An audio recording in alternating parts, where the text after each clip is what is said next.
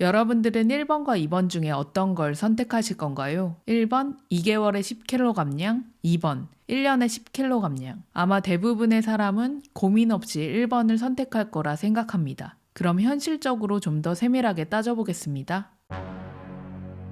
1번처럼 짧은 시간에 많은 체중을 감량하기 위해서는 타이트한 다이어트 방법이 필요합니다. 클린식 섭취, 탄수화물 싹 끊기, 섭취량은 적게, 운동량은 많이, 식욕 억제제 복용하기, 굶기 등과 같은 방법이 있습니다. 앞에 나열한 방법 중에서 한 가지라도 선택해서 2달 동안 꾸준히 하면 살이 안 빠지는 사람은 거의 없을 겁니다. 만약 이 방법들을 여러 가지 조합으로 병행한다면 더 살이 빨리 빠질 수 있습니다. 이렇게 해서 누군가가 2달 만에 10kg를 감량했다고 가정해 보겠습니다. 다이어트 기간 동안 외식도 약속도 끊고 사람도 안 만나고 죽어라 다이어트를 해서 폭풍 감량이 되었습니다. 거울을 보니 옷핏이 완전 달라졌고 거울에 비치는 자신의 모습도 좀 괜찮아 보입니다. 그동안 다이어트 한다고 약속도 다 미뤄뒀는데 이제 살 빠진 내 모습도 주변에 자랑할 겸 사람들을 다시 만나기 시작합니다. 그렇게 살 빠진 기분에 취해 사람들을 만나다 보면 이것저것 맛있는 것도 많이 먹습니다. 클린식만 먹다가 다시 단짠 메뉴를 먹으니까 입안에서 마치 폭죽이 터지는 기분이 듭니다. 그렇게 꿈 같은 시간을 보냅니다. 아니 그런데 이게 웬일이에요?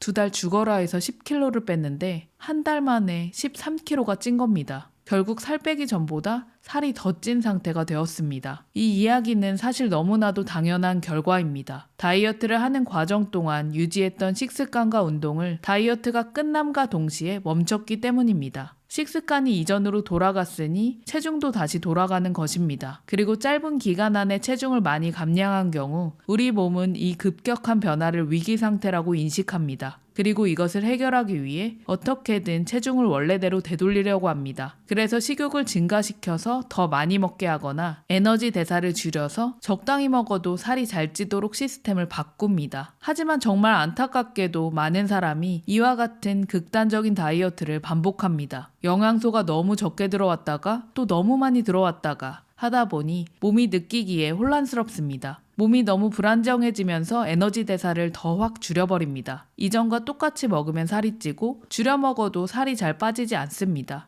기초 대사량이 뚝 떨어지고 살이 잘 빠지지 않는 체질로 바뀌는 것입니다. 그리고 이 과정에서는 대사 시스템만 망가지는 것이 아닙니다. 인간의 자연스러운 본능, 배고프면 먹고 배부르면 멈추는 식욕 시스템이 고장납니다. 클린식 식단을 하다가 식욕이 터져서 막 먹는 것을 반복합니다. 하루 종일 머릿속에 음식 생각이 떠다닙니다. 빵 먹고 싶어. 근데 먹으면 살찔 것 같아. 아, 먹으면 안 돼. 그래도 먹고 싶어. 먹지 마. 먹고 싶어. 먹지 마. 왕창 폭식하고 싶어. 아, 진짜 미치겠다. 너무 극단적인 사례 같나요?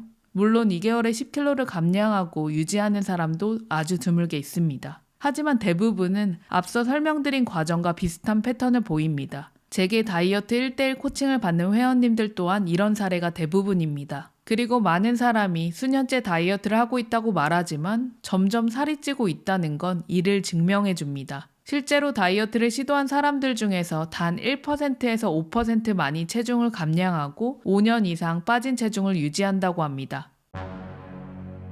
그런데 의외로 다이어트를 성공하고 유지하는 5% 미만에 해당하는 극소수 사람들은 1번에 해당하는 다이어트를 하지 않습니다. 1번과 같은 다이어트를 시도해보고 방법이 잘못되었다는 걸 깨닫고 다른 다이어트 방법을 선택하거나 애초부터 지속 가능한 방법을 선택하는 것입니다. 2번 1년에 10kg 감량한 경우를 살펴보겠습니다. 체중 특성상 사람마다 체중이 빠지는 양상이 다 다르지만 그 사실을 배제하고 단순 계산해보겠습니다. 한 달에 0.5에서 1kg 정도씩만 감량하면 1년에 10kg를 감량할 수 있습니다. 한 달마다 아주 사소한 습관으로 1%씩 변하는 것입니다. 예를 들어 작은 밥그릇으로 바꾸기, 먹는 양에서 한두 숟가락 남기기, 음료수 대신 물 마시기, 식단에 채소 추가하기, 냉장고에 가공식품 대신 채소, 과일 채워두기, 식후 디저트 대신 산책하기, 취침 시간 1시간 당기기, 저녁 식사 1시간 일찍 먹기, 하루 1000보 더 걷기, 엘리베이터 대신 계단 이용하기, 자기를 비난하는 말 멈추고 칭찬, 지지의 말을 하기 등이 있을 수 있습니다. 이러한 자잘한 것들 중에서 단 한 가지라도 한 달에 하나씩 추가하며 꾸준히 해나가는 것입니다. 다이어트를 하고 있다고 말하기에는 조금 민망할 정도로 하찮은 것일 수 있습니다. 그런데 그렇게 거창하지도 유난스럽지도 힘들지도 않기 때문에 꾸준히 지속하기에 어려움이 없습니다. 성공의 확률을 높이는 매일의 활동을 해나가는 게 중요합니다. 1%가 10번 쌓이면 10%가 되는 것입니다. 그리고 이 방법이 정말 효과적인 이유는 우리의 뇌가 몸이 체중 감량의 변화를 눈치채지 못합니다. 즉 심적 물리적 저항감이 없습니다. 감량한 체중을 온전히 내 것으로 만들 수 있다는 얘기입니다. 하지만 체중이 천천히 감량되는 경우 수치라는 보상이 빠르게 주어지지 않기 때문에 흥미가 쉽게 떨어질 수 있습니다. 그건 기록을 통해 보완할 수 있는데요. 다이어리나 캘린더에 아주 작은 행동을 기록해 나가며 매일의 작은 성취감을 느껴보세요. 인간은 나아지고 있다고 느끼면 그 자체로 만족감을 얻을 수 있고 지속할 수 있는 동기부여가 됩니다.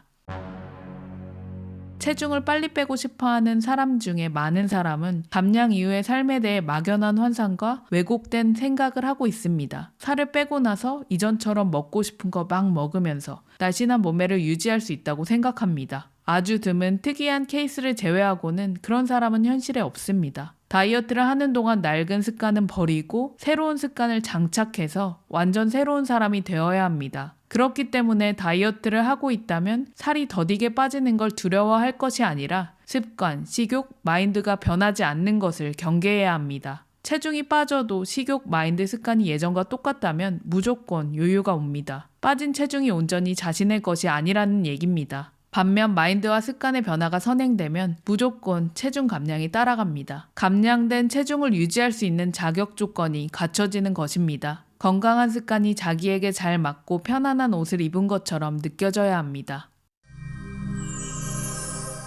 흥청망청 살아온 수십 년의 시간을 단 몇 주 만에 해결하려고 하는 것은 지나친 탐욕이자 결과가 뻔한 실패의 지름길입니다. 자기의 몸과 마음을 망치고 인생을 잃어버리는 무모한 모험입니다. 인생을 통틀어서 1년 혹은 몇 년 정도만 투자한다고 생각하고 천천히 가세요. 당장은 느려 보이는 길이지만 인생 전체라는 기준으로 조금만 널리 내다보면 가장 빠르고 확실한 길입니다. 욕심내지 말고 자신만의 지속 가능한 속도대로 꾸준히 가다 보면 이번만큼은 반드시 변화할 수 있습니다. 다양한 의견이나 사례 그리고 안부는 댓글로 남겨주시고요. 다이어트 말고 리버트 하세요. 온 우주와 저는 무조건 언제나 당신 편이에요. 감사합니다. 사랑합니다. 우리 존재 화이팅!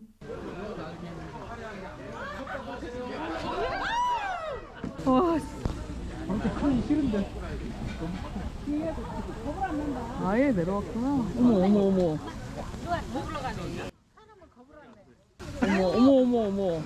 여기 안 돼. 어머. 빨리. 사람은 거부랐는데. 어디로 갔어?